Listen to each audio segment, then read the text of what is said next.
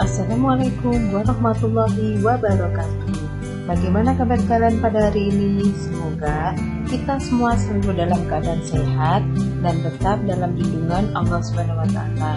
Pada hari ini kita akan membahas tentang kebijakan ekonomi masa demokrasi liberal.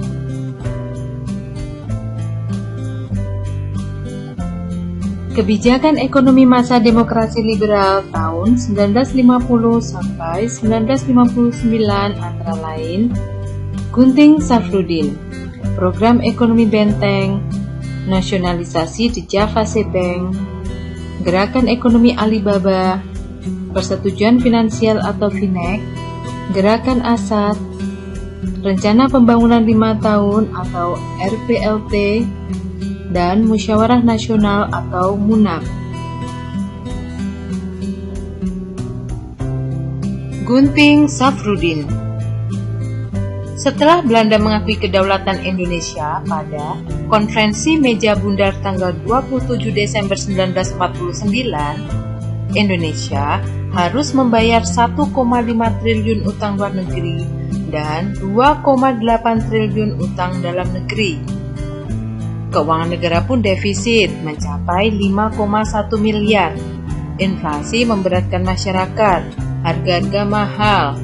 Pemerintah terpaksa mengeluarkan kebijakan untuk menyelamatkan perekonomian, yaitu kebijakan Gunting Safruddin yang dikeluarkan oleh Menteri Safruddin Prawira Negara yang berlaku pada tanggal 10 Maret 1950 sejak pukul 20.00 waktu Indonesia Barat. Kebijakan ini diterapkan pada masa Kabinet Hatta II. Kebijakan ekonomi Gunting Safruddin tidak hanya memangkas setengah dari nilai mata uangnya, tetapi juga dengan cara memotong fisik uang kertas tersebut menjadi dua bagian.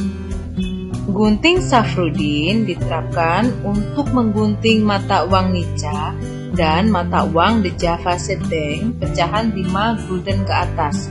Untuk guntingan sebelah kiri masih berlaku sebagai alat pembayaran yang sah. Misal, sewaktu membeli sayuran kita membayarnya dengan uang guntingan sebelah kiri. Sedangkan yang sebelah kanan ditukar dengan obligasi negara sebesar setengah dari nilai semula. Jika nilai uangnya 5 gulden, maka yang ditukar sebesar 2,5 gulden. Setelah itu, nantinya akan dibayar 30 tahun kemudian oleh negara dengan bunga 3% setahun. Kemudian, pada tanggal 22 Maret 1950 sampai 16 April 1950, bagian sebelah kiri sudah harus ditukarkan dengan uang kertas yang baru di bank dan tempat-tempat yang telah ditentukan. Jika lebih dari tanggal tersebut tidak ditukarkan, maka uang sebelah kiri tersebut sudah tidak lagi dapat digunakan. Di samping itu, kebijakan ini tidak merugikan rakyat kecil, karena yang memiliki uang 5 gulden ke atas hanyalah orang kelas menengah pada waktu itu.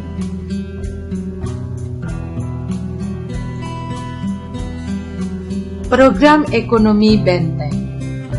Kebijakan ini dikeluarkan oleh Menteri Perdagangan Sumitro Joyo Hadikusumo pada tanggal 3 Maret 1950. Kebijakan ini diterapkan pada masa pemerintahan Kabinet Natsir.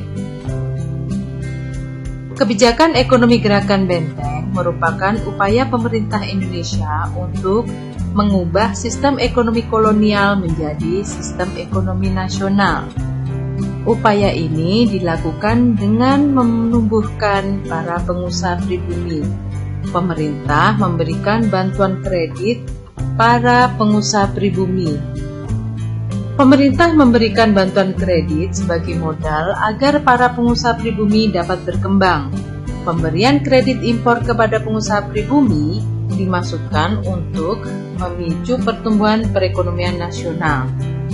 Sayangnya, Kebijakan ini kurang berhasil karena mentalitas pengusaha pribumi yang konsumtif dan keinginan untuk memperoleh keuntungan secara cepat. Kebijakan ini justru dimanfaatkan para pengusaha pribumi untuk mendapatkan bantuan modal saja. Nasionalisasi The Javase Bank dilakukan pada masa Kabinet Sukiman.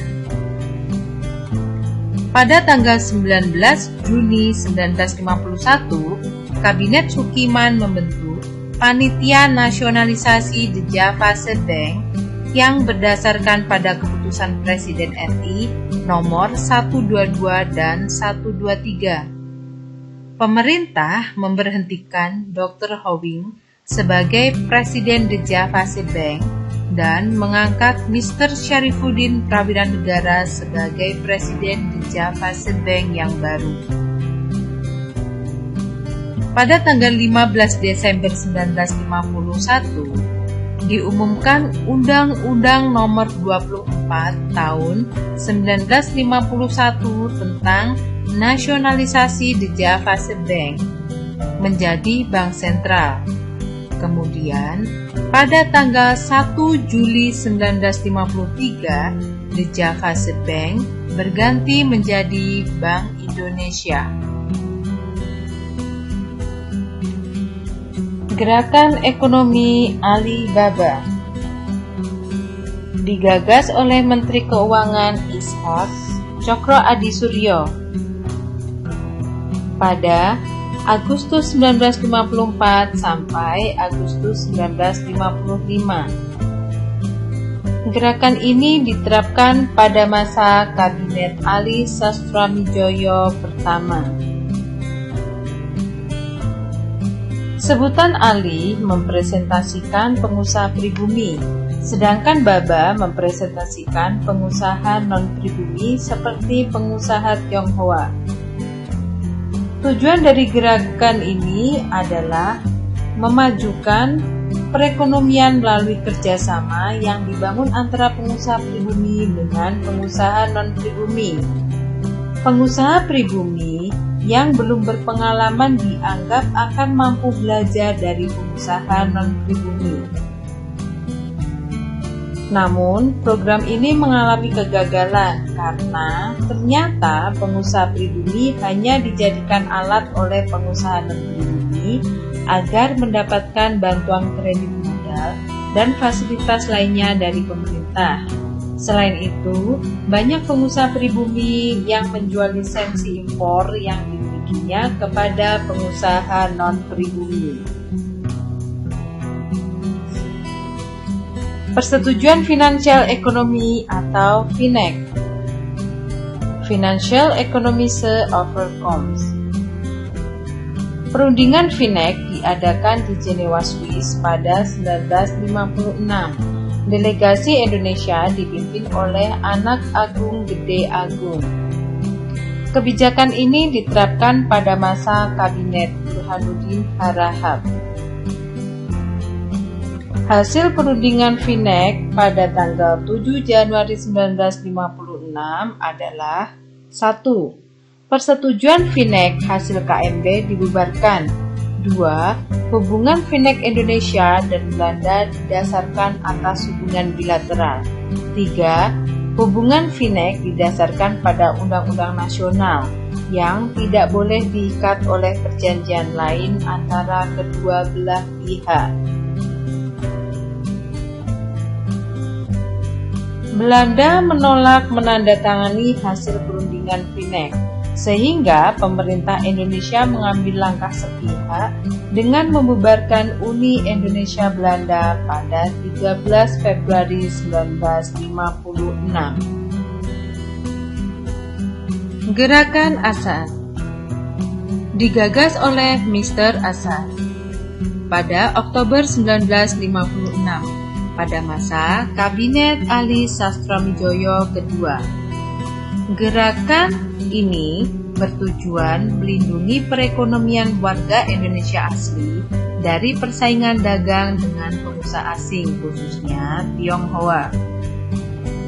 Pemerintah menyatakan akan membuat lisensi khusus untuk para pengusaha pribumi.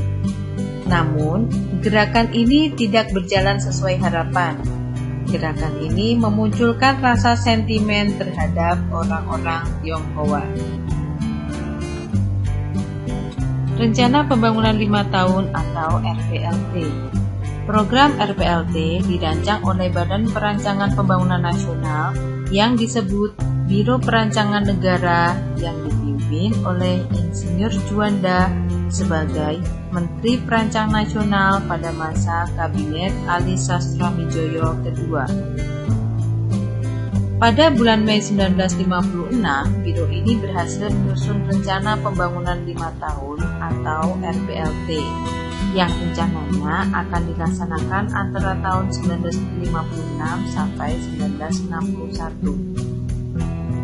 Rencana Undang-Undang tentang Rencana Pembangunan ini disetujui oleh DPR pada tanggal 11 November 1958. Pembiayaan RPLT ini diperkirakan mencapai 12,5 miliar. RPLT tidak dapat berjalan dengan baik. Hal ini disebabkan antara lain adanya depresi ekonomi Amerika Serikat dan Eropa Barat pada akhir 1957 dan awal 1958. Hal ini mengakibatkan ekspor dan pendapatan negara merosot. Selanjutnya, perjuangan pembebasan Irian Barat dengan melakukan nasionalisasi perusahaan-perusahaan Belanda di Indonesia. Hal ini menimbulkan gejolak ekonomi. Dan selanjutnya, adanya ketegangan antara pusat dan daerah sehingga banyak daerah yang melaksanakan kebijakan masing-masing. Musyawarah Pembangunan Nasional atau MUNAS. Pada masa Kabinet Juanda, terjadi pergolakan di daerah yang menghambat hubungan antara pusat dan daerah. Untuk mengatasinya, maka diadakanlah Musyawarah Nasional atau MUNAS di Gedung Proklamasi Jalan Pegangsaan Timur nomor 56 pada tanggal 14 September 1957. MUNAS tersebut diadakan pada masa Kabinet Juanda. MUNAS membahas beberapa hal, yaitu masalah pembangunan nasional dan daerah, pembangunan angkatan perang, dan pembagian wilayah Republik Indonesia. MUNAS selanjutnya akan dilanjutkan dengan Musyawarah Nasional Pembangunan pada bulan November 1967. Namun, rencana pembangunan ini tidak berjalan dengan baik karena menemukan kesulitan dalam menemukan prioritas. Selain itu, ketegangan politik yang tak bisa diredakan juga mengakibatkan pecahnya pemberontakan PRRI Permesta. Untuk mengatasi pemberontakan ini diperlukan biaya yang sangat besar sehingga meningkatkan defisit. Sementara itu, ketegangan politik antara Indonesia dan Belanda menyangkut Irian Barat juga menuju konfrontasi bersenjata. Terima kasih telah menyaksikan video saya. Apabila ada pertanyaan, silakan kirim email ke alamat yang tertera di bawah ini. Kita bertemu lagi dalam video saya selanjutnya. Semoga pembelajaran pada hari ini bermanfaat. Wassalamualaikum warahmatullahi wabarakatuh.